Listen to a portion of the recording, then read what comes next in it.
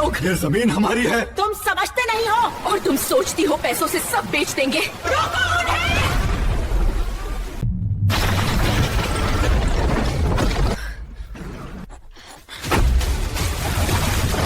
संभल जा।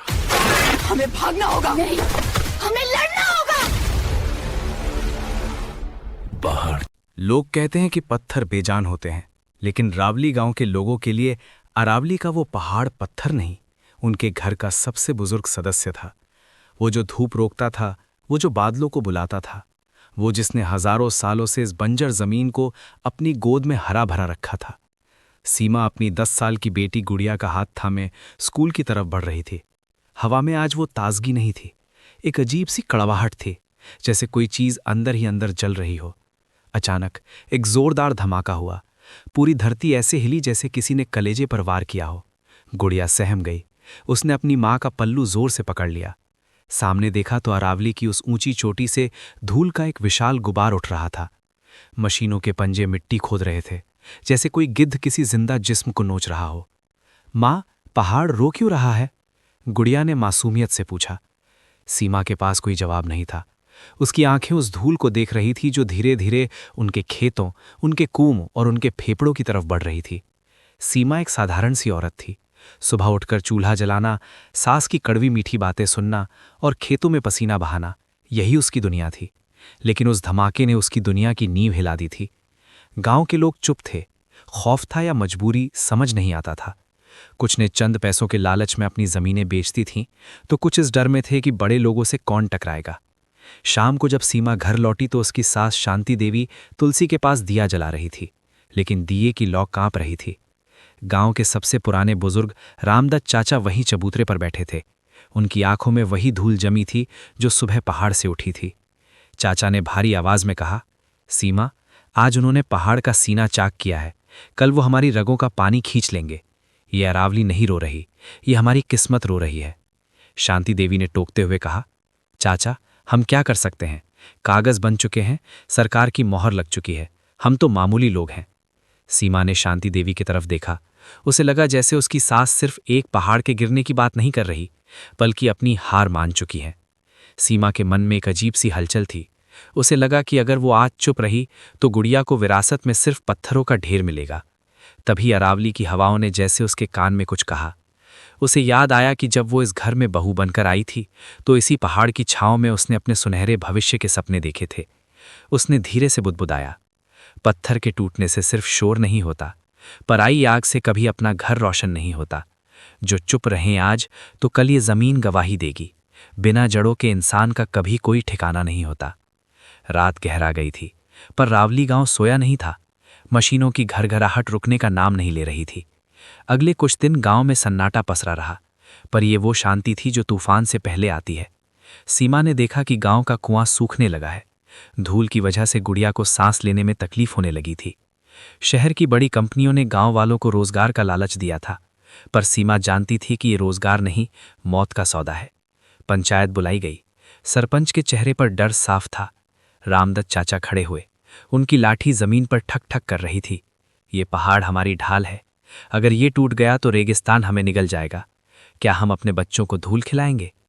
भीड़ में फुसफुसाहट शुरू हुई। तभी सीमा आगे बढ़ी। एक ऐसी औरत जिसे गांव में सिर्फ घूंघट और रसोई तक सीमित समझा जाता था, आज उसकी आवाज में एक अलग ही गूंज थी। उसने अपनी सास शांति देवी का हाथ पकड़ा और उन्हें भीड़ के बीच ले आई। माँ जी, आपने हमेशा कहा है कि घर की इज्जत और नींव को बचाना औरत का धर्म है। आज ये अरावली हमारा घर है, क्या हम अपनी माँ को लुटते हुए देखेंगे? शांति देवी, जो अब तक खामोश थीं, उनकी आंखों में अचानक एक चमक आई। उन्होंने सीमा का हाथ कसकर पकड़ा। बहू, तूने आज मेरी आंखें खोल दी। आज तू सिर्फ बहू नहीं, इस मिट्टी की बेटी है। सास बहू का रिश्ता, जो अक्सर नोक झोंक की भेंट चढ़ जाता था, उस दिन एक फौलादी दीवार बन गया। ये सिर्फ एक पहाड़ बचाने की लड़ाई नहीं थी, ये वजूद की लड़ाई थी। तभी सीमा ने सोचा कि जिस तरह एक एक बूंद से घड़ा भरता है, वैसे ही एक एक जुलाव से क्रांति बनती है। अगर आप भी इस कहानी की गहराई को महसूस कर रहे हैं तो इस सफ़र में हमारे साथ जुड़िए।